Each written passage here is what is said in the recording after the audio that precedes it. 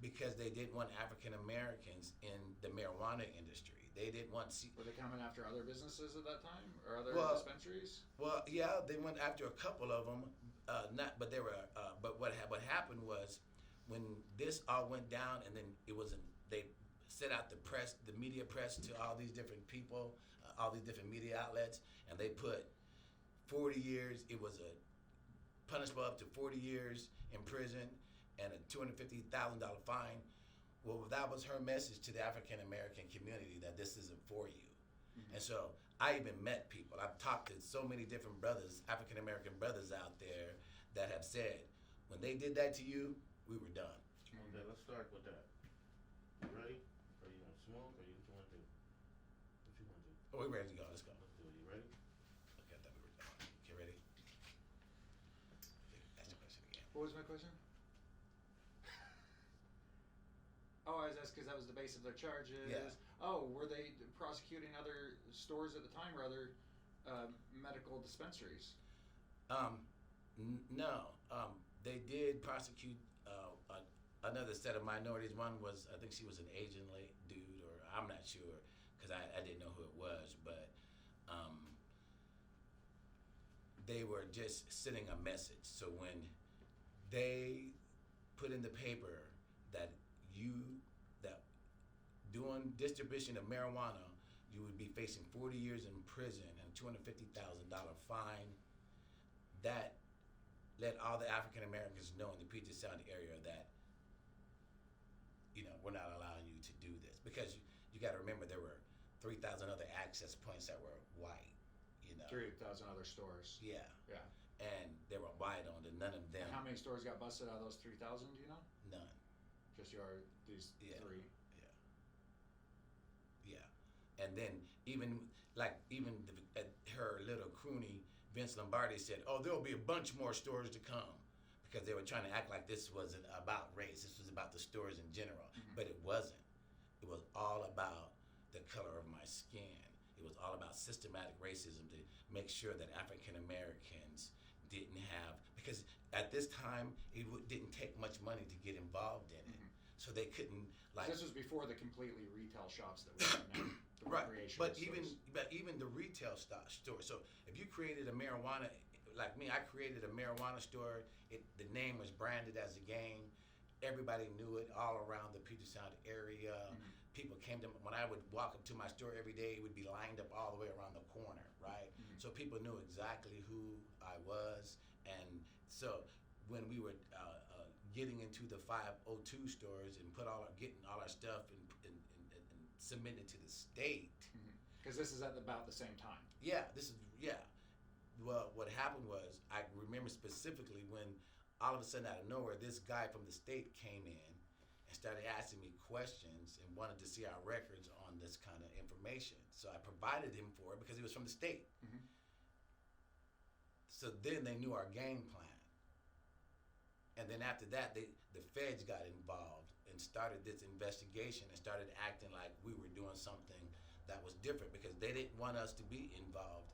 They would rather send us to jail and prison. And the state couldn't say, oh, you can't be involved in this because you're African American. Because they sold license to everybody else, they had to sell African American licenses also.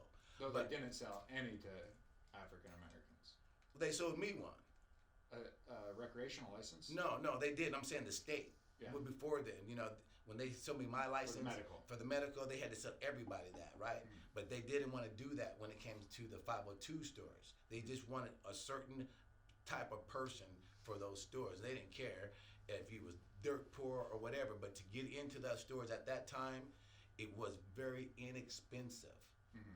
So the fact that we had a store, a brand, and that we had the finances to be able to afford to open up these rec stores at that time, about $30,000 to $40,000 a crack, because you had to have your leases and all the licenses, which was only $1,500 a year, right? Mm-hmm. And so we could afford that, and so they didn't want that, and so they kicked us out.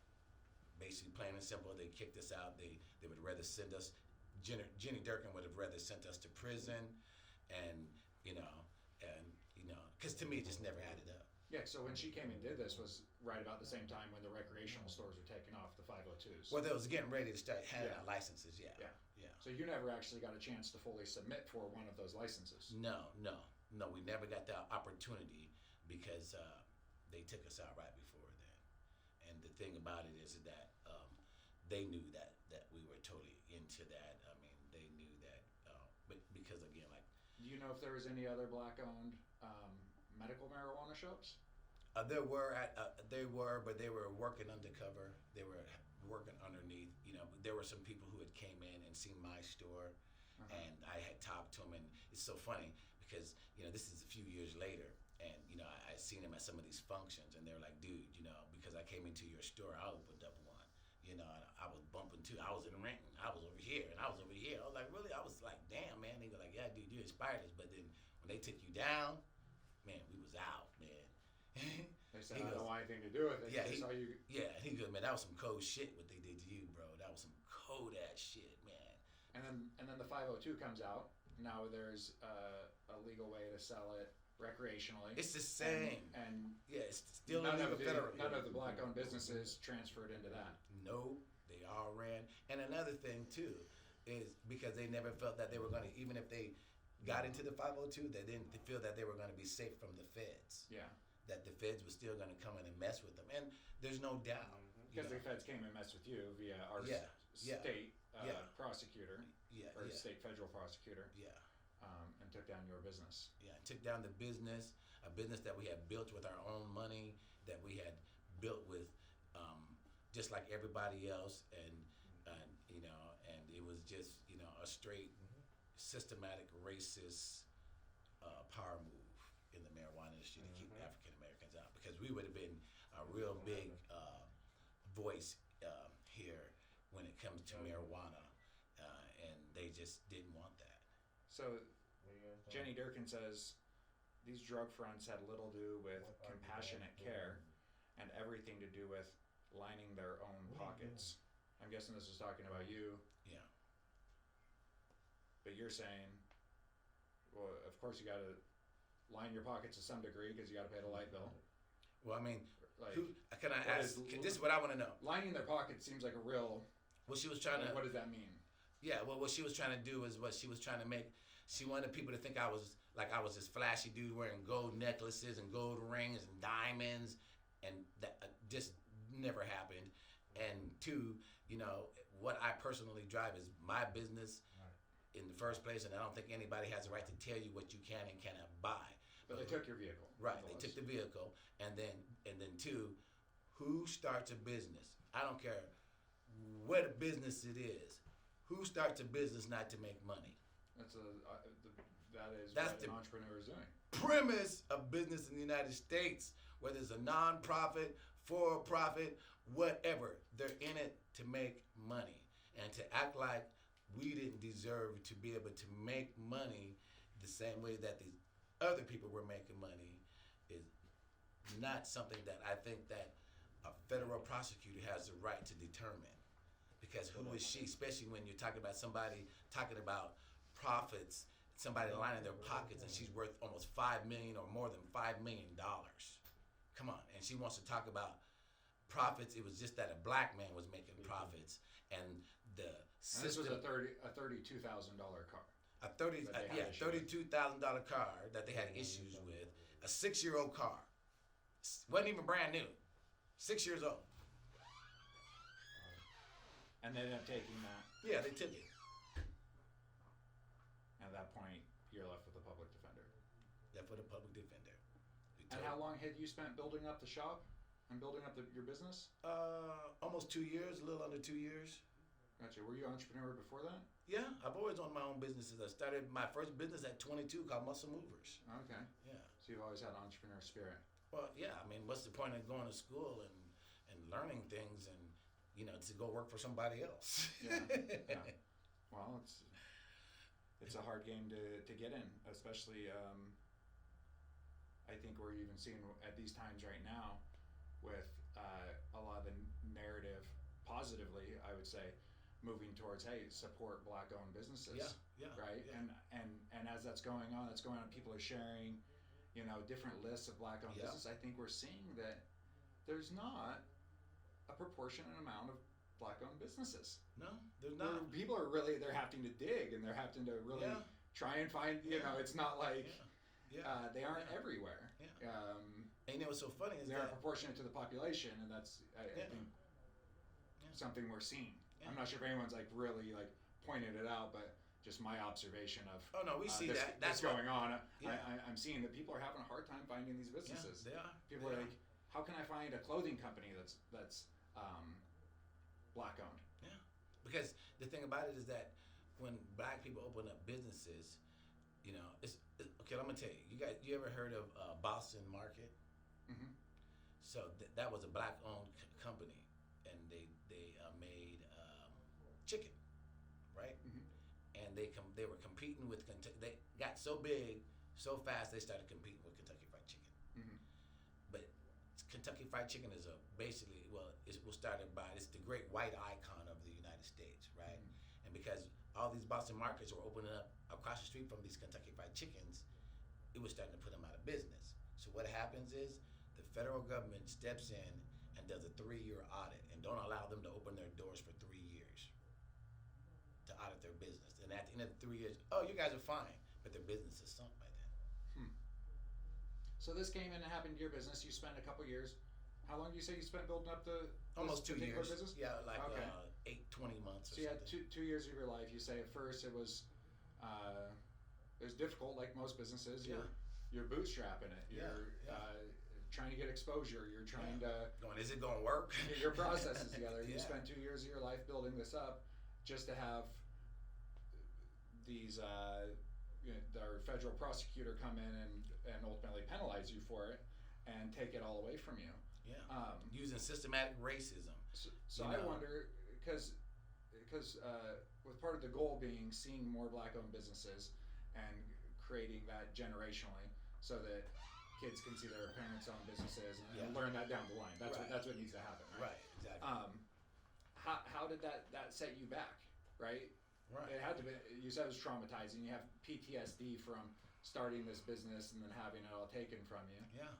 What does that do to Yeah, you? send me one. Well, just Send me a video. just to my family alone, if you think about, them, my kids, seeing me go through this, and wondering, what's up with their dad and how come this has happened to him when, you can walk. Their dad goes from a business owner to a criminal. Yeah, and when you can literally walk outside the federal courthouse and walk half a block down the street, and there's a medical marijuana store. Uh-huh. So they're going, well, they're all over the place. Why can't my Why dad they have target it? yours? Right.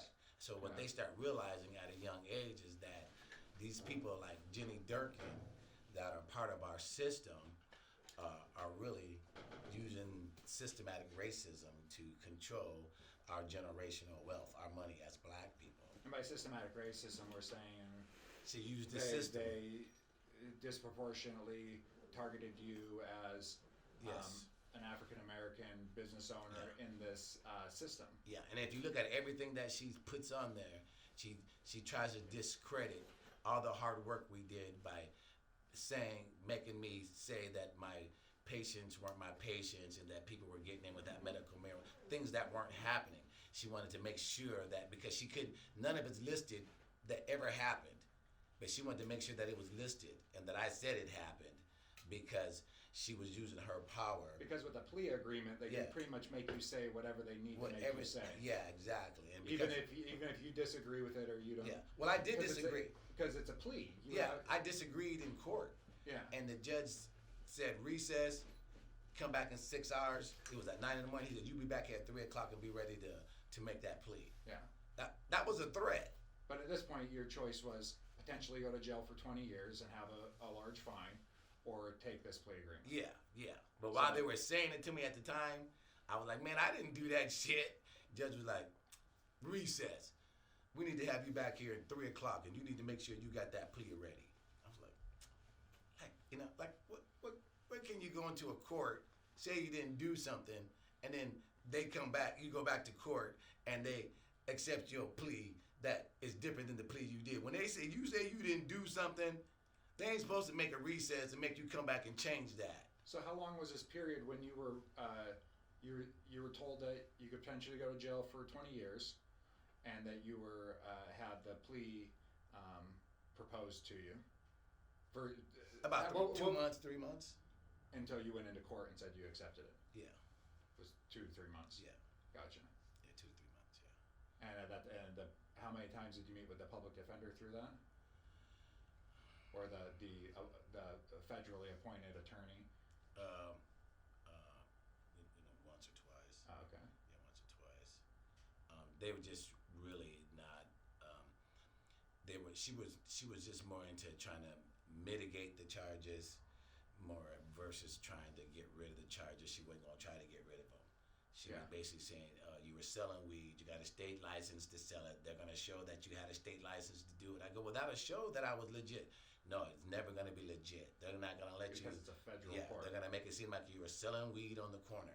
But if it comes down to it, they're gonna say, no matter what, he was selling weed because he has a state license. So if Durkan would have brought charges against pretty much any state-run dispensary with federal charges, they would have been guilty because it was against the federal system. So if you get federal charges, they'll stick because they're not state charges. Right. And then she forces me to basically say that I didn't have a legit shop, that it was all unlawful, and they think because they write it down and force you through penalties like prison and fines, that it makes it true. But a lie is a lie no matter what, and the truth eventually comes out. So she says that, I'm just reading a quote from her. While we will not prosecute ill people or their true care providers, we also will not let common drug dealers masquerade as something they are not. So she's saying we will not let common drug dealers masquerade as something they're not. And this is a business that you spent 2 years building up from the ground. It went from a very slow business to you had a line around the block. Right. That's some work that goes into it, because not everything has a lot that. of work. But she's equating that here to showing that you were a common drug dealer and not and not something that you're not. Yeah. And I'm trying to understand the something that you're not is a legit business, right? She's trying to say you're not a legit business, or I don't know. She never, I don't know what's in her mind, but other than the fact that because she had the power, she abused the power to systematically kick us out of the marijuana industry, and I want to ask her a question. With them, you saying that they hit everybody's shops at the same time? All three All 3 of of the shops. your shops, Yeah. And then the shop that you were in was mainly African American. Yeah, me, And Terry, then the other shops. the 2 white boys, one on each. And then you trying to tell me that you, out of all the people that hit all these shops, you were the only one charged. I'm trying to Only one. I'm trying to figure that out. What happened? How did they? Because you said they took all your money. You couldn't afford a lawyer, but they didn't take their money.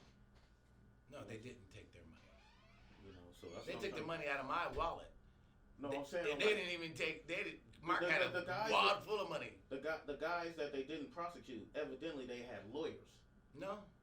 So how did they? or they just didn't get prosecuted at all. Why? Yeah. What happened? How did they pass them? And then you said that they shopped in each one of the stores. In each one of the stores, they shopped. Hold on. They shopped in each one of the stores, and then they happened to shop at your store, and then they arrest you. So how did that come about? Because as you said, they busted the other stores. Right. Was the other store kept going after this, or they shut down? They shut down. They took off. They were scared, but they never brought any charges against them. Why? They white. It was about blacks not being in the business, not about white people. If it would have been about, Did they give any type of reasoning? That's what I'm saying. I'm trying to figure out. I was told by Vince Lombardi that they didn't care about those guys. They just didn't want me in the business. That's exactly what he said to me. We don't care about them. I go, but what about those guys? And they go, we don't care about them. All we care about is that you ain't doing it. That's exactly what Vince Lombardi told me. Because I'm trying to come to a conclusion why, okay, there were two other gentlemen. Let's don't say they white, black, purple, whatever, because money doesn't have any color. Right. So they had these other two gentlemen in the other store that was doing the same exact thing that you were doing. Yeah. Probably doing a little bit more. No. You know what I mean? Probably. You never know. So probably doing a little more. So they skip them guys and go to you, because that sounds like to me like they might have been working with the people. No. Okay. Absolutely not. Because you say that, but they didn't get prosecuted. I've known these and guys. then you did. I know, but I've known them for a long time. Because there's no way. And No way in I hell. know my guys since I was 15. Listen, man. Okay, no, but When let me you, tell you a when little bit when about. you're traveling in the listen, I'm not trying to tell you about your guy. I'm just trying to ask you. I'm just coming with conspiracy and telling you what I think. Well, whatever it So- was, they didn't fuck with him. I don't know what it was, whether they worked with him, which I doubt highly. But they were, because they were terrified. Literally, dude left. Because I don't understand, they hung a big life sentence, 20-year sentence over your head, and these guys get away scot free. Because it wasn't about anything other than making sure that this black guy didn't continue with this successful business in marijuana. That was it. Nothing more, nothing less. That was it. If somebody sent them a letter, it was a hater, and that wanted to try to bully me out of business. So which I doubt it, but I just think that there are haters out there, and if they wrote that to the feds, it isn't their responsibility to prosecute and go after people that aren't doing what they said that they got a letter saying that I was doing. Once they see that that's not happening, it should be done. They should be going about their business. What I'm hearing is that they assume that you were the kingpin. That's what they're assuming, because if the other guys... Well, whatever they assumed, I don't know. They never said that. No. Listen to me, bro. Listen. I heard you. They're assuming that you were the kingpin, so they're trying to put you on kingpin charges because they said that you was delivering over to the BG, to the whatever, the gang members and everything like that. Yeah. So they trying to put kingpin charges on you, little do you know or not. Because no, I got you. RICO statute. They tried to put a gun on me so they could do the RICO statute. And I'm like, what? Exactly. No. They're trying to build some false cases against you. Yeah, man. it was totally just outrageous, you guys. It was the most outrageous thing that a piece of shit could ever do to anyone. It was just a straight economic. You're not involved. We don't want you kind of involved here. If we have to send you to prison to make sure that you're not involved, that's what we're gonna do, and that's what they did. And you said when they came in, so they busted 3 shops. They come in yours. They come in at gunpoint. Yeah. They put you in cuffs. No. Okay, but they come in at gunpoint. Yeah. They didn't have to put cuffs in. We was cuffed. Yeah. Did they go in at gunpoint in the other shops too? The one on White Center, because it's in White Center, and Reggie, the black dude, he was there. Okay. Because all the guns were pointed on him. Again, Mark got to sit up on the nice little plush couch we had. Not one gun was ever pointed on him. And in fact, he told them he had a gun. They didn't even search him. He told them he had a gun because he didn't want them to, say gun and go crazy. Yeah. So he told them he had a gun and he had a permit with it. And then somehow that was then turned around and she tried to put that gun on me. Because it was like in a store that you had a portion of the ownership of. Yeah. Versus put the charges on the person carrying it. Yeah. Mhm. Gotcha. Yeah. That's what it's all about. Figuring out that they try to just put you with the RICO, man. Yeah. They try to do the RICO statute, money laundering and guns and drugs and stuff like that. Try to make a narrative saying I was delivering it over state lines and stuff. And the shit just absolutely never fucking happened. Yeah. Unequivocally. If that shit would have even been remotely true, I'd have been under the prison for 20 years.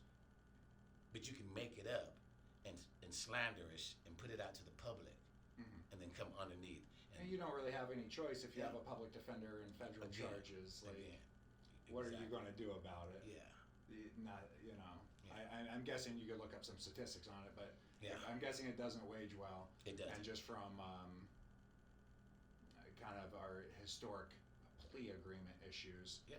that it's not necessarily guilty people in jail, it's people that Exactly. don't have money for a lawyer. Exactly.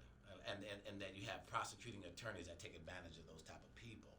And so it isn't even the fact that you don't have money for an attorney, it's the fact that the prosecuting attorneys are taking advantage of people like that, and they're mainly African Americans, and they find that that is a way that they can use their power to control who's in and who's out.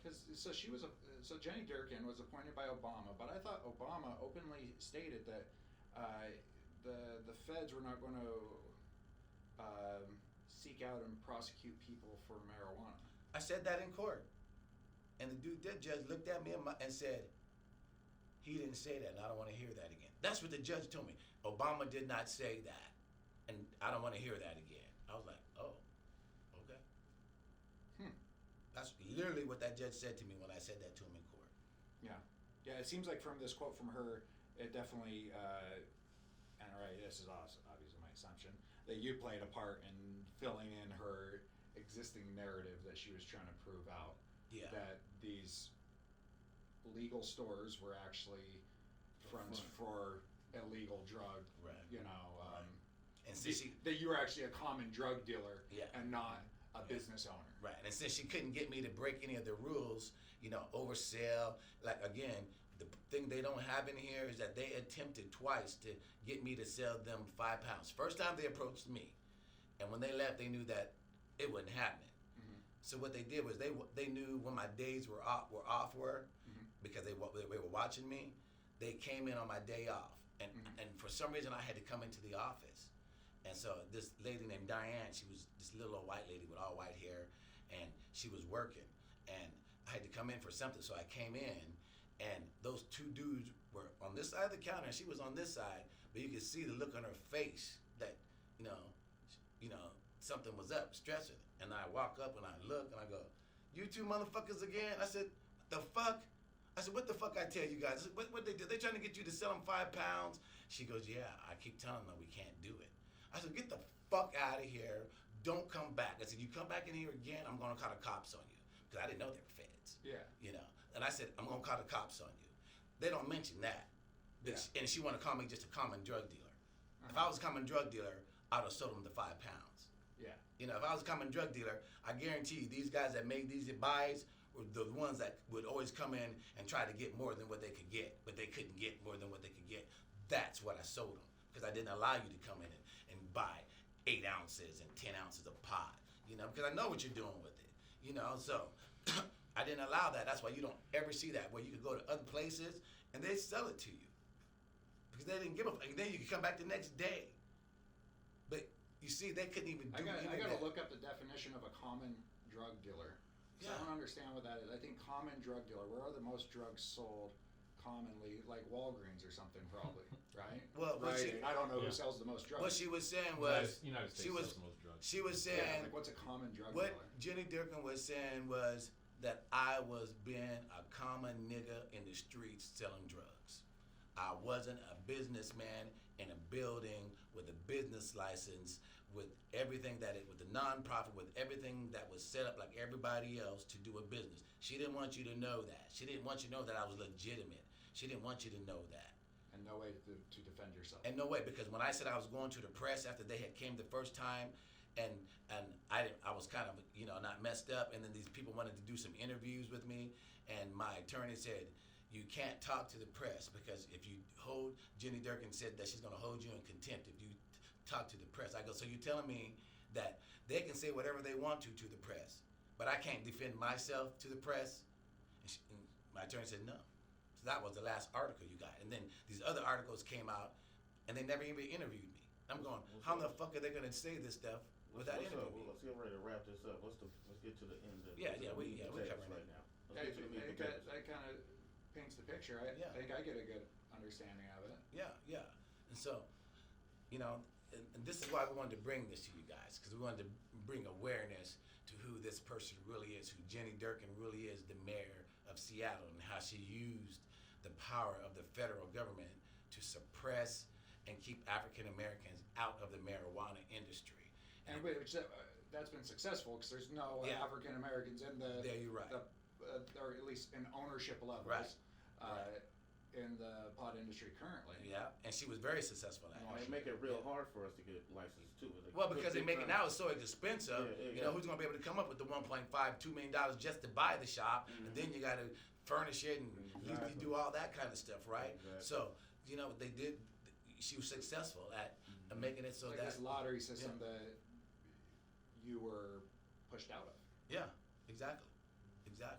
And so we wanted to. When I see her on TV trying to act like she is for African Americans and things like that, it just kind of is almost enraging to hear that. And I can see that being frustrating. Yeah, it's more frustrating than enraging, and so I just thought that making this video and explaining exactly who she is and what she has done, not to just me and my family, but I'm telling you, other African American families. I appreciate you doing it because I know I see your stuff online and a lot of people watch your stuff online and people have been really curious about your story and what happened and just to understand more details on it. Yeah. I'm sure there's endless details when you dig into things because remembering things not always easy and can take time. But with the documentary, I appreciate you sharing it. Yeah, I appreciate you, coming and talking to me. That the documentary Green Dreams, Black Nightmare, the modern day lynching of a black man, that goes into more detail. You'll see all the paperwork. You'll be able to hear the actual audio of me being in court and all that kind of stuff. And you'll see where they really just use systematic racism, the system itself, to promote racism and to destroy. Literally, they tried to destroy my family. They tried to destroy another African American family, and so we just need to make sure that people understand who this woman is. An entrepreneur on top of that. Yeah, an entrepreneur working every hard. I put my own money into it. It wasn't like I went and got out alone. It was money I had been saving for 5-6 years. I had my own business. I put money in the bank. And I used that money to start after I got my license, I used my money to start my business, to lease the building and all that, And so what they wanted to do was try to make it seem like I wasn't a businessman, that I was just this common black dude, drug dealer. So That's it. Seattle's Black Wall Street. Yeah. Shout out to Joe G smoking weed. Shout out to Mobility TV, and shout out to all the people that are out there suffering because of abuse and racism in the court systems. All right, peace. That was dope. And appreciate it. That actually made it better.